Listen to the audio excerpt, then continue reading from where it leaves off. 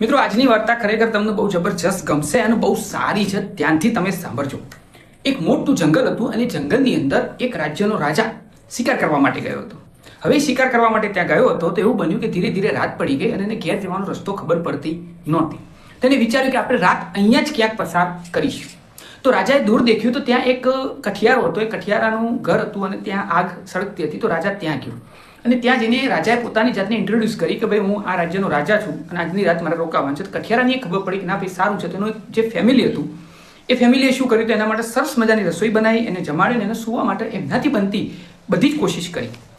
સવાર પડી રાજા જતો રહ્યો. રાજા એમની સેવા સત્કારથી ખુશ થયો તો બીજા દિવસે સેનાપતિને મોકલ્યો કે એને અહીંયા લેતા આવો. તો કઠિયારાના પૂરા ફેમિલીને રાત ગરબામાં લાવે છે. રાજા એમની સેવાથી ખુશ થઈ જાય છે. એટલે રાજા કહે છે કે હું તમે જંગલમાં અંદર રહો છો અને તમે ત્યાંથી લાકડો કાપી કાપીને બજારમાં એના કોલસા બનાવીને વેચો છો. તમારું કામ આ છે, નો ડાઉટ. પણ તમે આજથી હું તમને એક જબરજસ્ત બગીચો આપું છું. એ બગીચામાં રહેજો અને ત્યાંથી તમને જે અનુકૂળ આવે એ પ્રમાણે કામ કરજો. એટલે રાજાએ પણ જંગલ જેવો જ એક મોટો બગીચો કઠિયારાને આપ્યો અને કઠિયારા ત્યાં જઈને ખુશ થઈ ગયો કે અહીંયા તો લાકડો સારો છે ને જલ્દી કપાય પણ છે. કઠિયારાએ પણ એવું કહેવા માંગતો લાકડો કાપ્યો, સળગાયો, કોલસો બનાવ્યો અને માર્કેટમાં જઈને વેચી નાખ્યો. ધીરે ધીરે ચોમાસું આવે છે અને ચોમાસાની એ રાતની અંદર એવું બને છે કે કઠિયારાએ રાત્રે ઝાડ તો કાપી દીધું આખું અને મોટો લાકડાનો ઢગલો આખો કરેલો અને છેલ્લું ઝાડ બગીચામાં બચ્યું હતું. તો એવું કહેવામાં આવે છે કે એ કઠિયારાએ જ્યારે એ ઝાડ કાપ્યું અને એનો કોલસો બનાવવાની તૈયારી કરતો હતો પણ વરસાદ પડ્યો તો બનાવી શક્યો નહીં. એટલે બીજા દિવસે એને એમ થયું કે જો હું વેચવા નહીં જાઉં તો પછી મારા ઘરની અંદર ખાવાનું શું થશે. એટલે બીજા દિવસે લાકડો એવો ને એવો વેચવા માટે ગયો.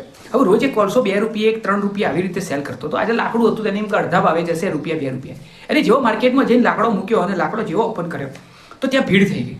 એક ભાઈ કે હું 10 સોના મોડ આપીશ અથવા તો 10 રૂપિયા આલીશ, આપણી ભાષામાં કહીએ તો. એક કે હું 20 રૂપિયા આલીશ, એક કે હું 50 આલીશ, એક કે ભાઈ હું 100 આપીશ, એક જણો આવે કે હું 1000 આપીશ આ લાકડાના.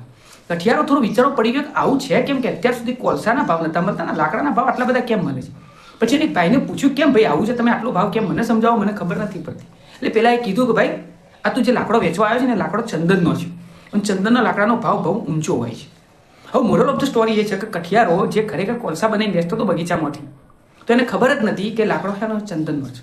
અને એની દિવસે ખબર પડે છે કે હું જે લાકડાના કોલસા બનાવીને વેચતો હતો 2 રૂપિયાના ભાવે વેચતો હતો તો 2000 રૂપિયાની વસ્તુ હતી. પ્રોબ્લેમ કઈ જગ્યાએ ક્રિએટ થાય છે કે તમારી પાસે જ્યારે જ્ઞાન નથી હોતું ત્યારે સાહેબ સચ્ચાઈથી તમે વાકેફ નથી હોતા. અને આજની વાર્તા આ જ છે કે આપણા જીવનની અંદર પણ કઠિયારા જેવું થાય છે. આપણે સમયને બહુ બધો બરબાદ કરી દઈએ છીએ. જ્યારે આપણને છેલ્લે સચ્ચાઈનું જ્ઞાન થાય છે ને ત્યારે આપણી પાસે સમય હોતો નથી. એવી જ રીતના કે જેવી રીતના કઠિયારા પાસે હવે બીજું ઝાડ હતું નહીં. તો આવી સરસ વાર્તા ઉપરથી તમે શું સમજ્યા, તમે શું પ્લાન કર્યું, કોમેન્ટમાં જરૂર જણાવજો. મળીએ નવી વાર્તા સાથે. હર મહાદેવ. ઓમ નમઃ.